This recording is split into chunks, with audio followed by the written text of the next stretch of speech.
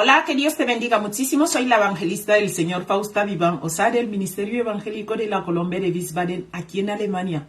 Y como ya sabes, hacemos meditaciones, luego venimos aquí a compartirlas contigo para la gloria de Dios. El Señor es maravilloso, que nos da la palabra todos los días hay que leer la Biblia. Recuerda que nos mandó a meditar en este libro de la ley día y noche. Te invito a ir a ver la prédica de ayer, que fue impresionante. Ahí nos estuvo hablando el Señor del combate de nuestra promesa. Todos tenemos promesas, pero lo que hace el enemigo es luchar para que tú y yo no lleguemos a las promesas que el Señor nos dio. Pero ¿qué pasa? El Señor está ahí esperándonos ya en la meta. Ya nos ha marcado el camino a seguir y nosotros lo que tenemos que hacer es poner los ojos en la meta. Que Dios te bendiga muchísimo y empezamos.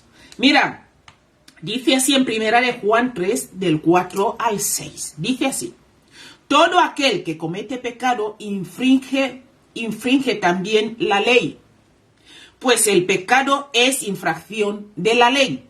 5. Y sabéis que Él apareció para quitar nuestros pecados. Y no hay pecado en Él. 6. Todo aquel que permanece en Él no peca. Todo aquel que peca no le ha visto, ni le ha conocido. No le ha visto ni le ha conocido. Versículo 7. Hijitos, nadie os engañe. El que hace justicia es justo, como Él es justo, mi querido amigo. Versículo 8. El que practica el pecado es del diablo, porque el diablo peca desde el principio. Para esto apareció el Hijo de Dios, para deshacer las obras del diablo. Palabra poderosa. El que peca, aquí hablan de practicar el pecado. El que vive en pecado y no quiere dejarlo, y eres hijo del diablo. No te quiero decir que no cometas errores. Todos cometemos errores y puedes cometer un error, es verdad. Pero el hijo pródigo no se mantuvo en la pocilga ahí con los cerdos. No. Salió, entró en sí y dijo: ¿qué hago yo aquí con los cerdos? ¿Entiendes? Entonces, el que es hijo de Dios no practica el pecado. El que practica el pecado y que ya está ahí, es hijo del diablo, por desgracia. Y esa es la verdad. Mira, como os he dicho estos días, el infierno estará lleno de creyentes. Lleno de creyentes. Mira, vamos a pasar a la meditación. El tema lo hemos llamado la justicia, pero vamos a ir viendo puntos. El versículo 4, mi querido amigo, aquí se refiere a los creyentes que colocan su fe en algo que no es la cruz, Colocan su fe en algo que no es la cruz. Tal acto constituye rebelión contra el orden prescrito por Dios, y Dios lo designa como pecado. Cuando nos ponemos contra el orden prescrito por Dios, Dios lo llama pecado. Mira, también habla de la ley moral, o sea, los 10 mandamientos. Al rebelarse contra el orden de Dios, que es la cruz, se abre la puerta para las obras de la carne. ¿Y cuáles son las obras de la carne? Te las voy a leer. Es fácil ver los que practican las obras de la carne. Inmoralidades sexuales. Te acuestas con tienes novio ahí, luego te acuestas con otro y luego vives en fornicación, vives así, y he conocido a un chico y tengo sexo por internet, y es que tomo un café con él y luego nos dormimos juntos. Todas esas cosas, inmoralidades sexuales, porque están fuera del matrimonio. Mira, hacen cosas impuras, vicios, son viciosos, adoran ídolos y practican la brujería. No, yo practico, a veces voy para que me hagan algún perfume para conquistar a hombres, o hago perfumes o para ganarme dinero. Todas esas cosas vienen de la brujería. Mantienen odios. No, yo es que no lo soporto, no puedo con él. Discordias, celos. No, yo soy celoso. Esas cosas hay que evitarlos, porque son las obras de la carne. Se enojan fácilmente por todo, ya estamos enfadados. Causan rivalidades. No, yo con este es mi rival, no sé. Todas esas cosas, ¿verdad? Divisiones, son partidistas. No, yo con fuerte. Son envidiosos, Tiene envidia por la gente. No quieres ver a la gente crecer. Quieres que solo crezcas tú. Son borrachos. Me gusta. Yo si no bebo algo no me siento. Yo para que me veas, tengo que beber algo. Fuerte. Son glotones. Comer sin ganas, sin tener hambre. Así, saciarte con comida así como fuerte. Glotonería. Y cosas parecidas, los que practican tales cosas, mi querido amigo, no heredarán el reino de Dios. Y ahí está la palabra clarísima. ¿Has escuchado, verdad? Todos los que practican esas cosas no son hijos de Dios. Vamos a pasar a meditar el versículo 5. El versículo 5, mi querido amigo, nos habla aquí de que Él lo hizo en la cruz. El cristiano no puede practicar lo que Cristo vino a quitar y a destruir. Dice, para eso apareció el Hijo de Dios, para destruir toda obra de la carne, toda obra del diablo. Entonces, si tú y yo lo practicamos, no somos hijos de Dios, porque Jesús vino a destruirlo. Somos hijos del diablo. Mira, también demuestra el hecho, el versículo 5, seguimos, también demuestra el hecho de que el que era capaz de... demuestra el hecho de que Él era capaz de ser el sacrificio perfecto, ¿verdad? Todo sacrificio no vale. Mataron muchos toros, muchos bueyes, no sé qué, pero esto no valió. Solo el sacrificio de Cristo limpia el pecado, para quitar el pecado del mundo, ¿verdad? Lo que destruye completamente la doctrina de que Jesús murió espiritualmente, como afirman algunos. Vamos a pasar al versículo 6. Recuerde, el versículo 5 nos dice que no podemos ser hijos de Dios practicando el pecado. Si tú y yo practicamos el pecado, no somos hijos de Dios. Por desgracia, somos hijos de Satanás. ¿Qué significa practicar el pecado? Seguir viviendo la vida que tú y yo vivíamos antes. No hemos nacido de nuevo. Lucha para dejar esta vieja vida, ¿verdad? Vamos a pasar al versículo 6. El que permanece en Cristo no practica el pecado. Jesús salva del pecado, no en el pecado.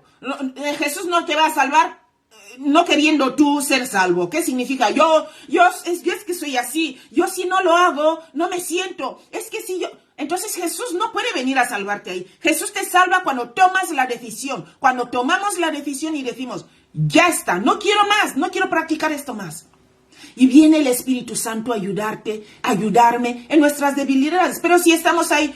¡ay, que no pasa nada! Yo voy a seguir. Es que yo soy así. Entonces el Señor no nos salva en el pecado. Nos salva del pecado cuando tú y yo decidimos abandonarlo. Entonces esto hay que dejarlo claro ahí, ¿verdad? No nos salva del pecado. Mira. Sí, Si miramos la cruz, el pecado no ejercerá dominio sobre nosotros. Ojos puestos en la cruz. Romanos 6:14 dice, porque el pecado no se enseñoreará de vosotros, pues no estáis bajo la ley, sino bajo la gracia. Cuando tú y yo abandonamos el pecado, ponemos los ojos en Cristo, estamos bajo la gracia. ¿Por qué? Porque Cristo es la gracia, ¿verdad? Mira, luego dice, permanece en Él. ¿Qué quiere decir? Mira, las palabras permanece en Él y nacidos de Dios son expresiones equivalentes. Solo quienes siguen viviendo en Dios continúan siendo nacidos de Dios. Juan 15:4 dice, permanecer en mí y yo en vosotros, como el pámpano no puede llevar fruto por sí mismo si no permanece en la vid, así tampoco vosotros si no permanecéis en mí. Si tú y yo no permanecemos en Cristo, el pecado ahí está. Dios le dijo a Caín, el pecado está en la puerta. Depende de ti si quieres enseñorear. Si cruzas la puerta, el pecado se va a enseñorear de ti. Pero si te mantienes dentro, en Cristo, el pecado no se va a enseñorear de ti. Y es lo que nos dice aquí. Mira, te voy a leer, vamos a bajar al capítulo 3, versículo 3 de este mismo libro de Juan. Dice aquí, respondió Jesús y le dijo, de cierto te digo, que el que no naciere de nuevo no puede ver el reino de Dios. Hay que nacer de nuevo, mi querido amigo.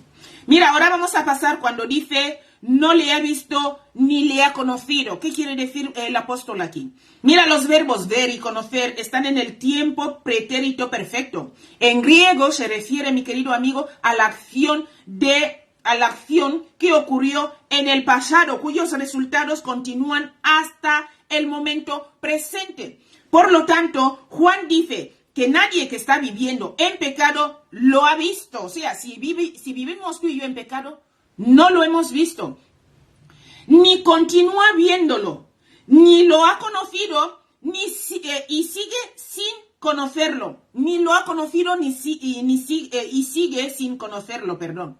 O sea, el que practica el pecado no ha conocido a Cristo y no le ha visto. De eso se trata aquí. Así que esto puede aplicarse a los que nunca han tenido una verdadera fe en Cristo. Sí, una verdadera fe en Cristo. Y a los apóstatas que conocieron a Dios en el pasado, pero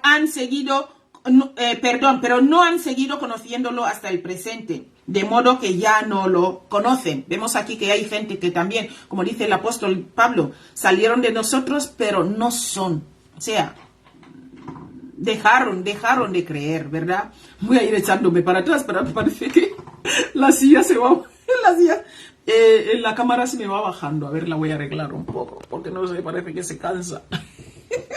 Qué bueno. Vamos a ir terminando el versículo 7. Vamos allá. Dice así: la totalidad de esta epístola es una advertencia en contra del antinomianismo. Uy, es la primera vez que leo esto. Antinomianismo. ¿Qué significa eso? Lo que enseña que el pecado no tiene importancia porque la gracia lo cubre. Mentira. Realmente el ser justo resultará en hacer realmente la justicia. Es decir, vive justamente. Dios nos ha otorgado la justicia de Cristo. Por lo tanto, deberíamos vivir como justos.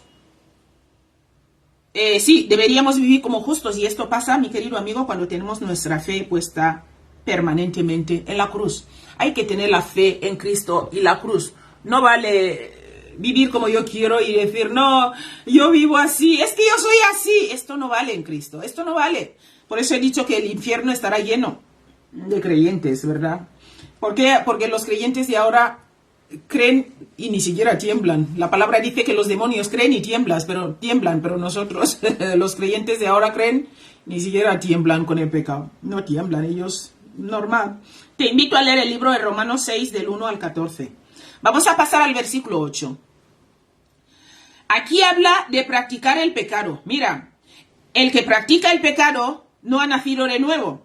El que nace realmente de Dios no vive una vida de pecar habitualmente, porque es rebelión contra Dios. Si tú y yo vivimos una vida de pecar continuamente, estamos en rebelión contra Dios.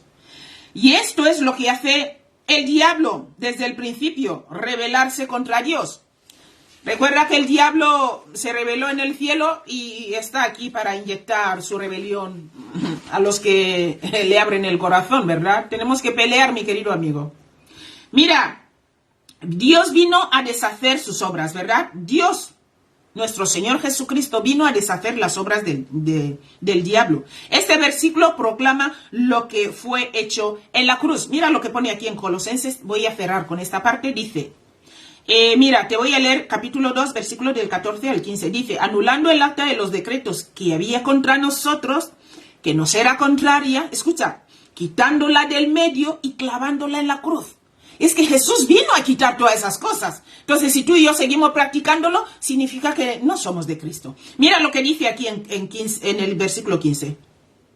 Y despojando a los principados y a las potestades, los exhibió, escucha, los exhibió públicamente, triunfando sobre ellos en la cruz.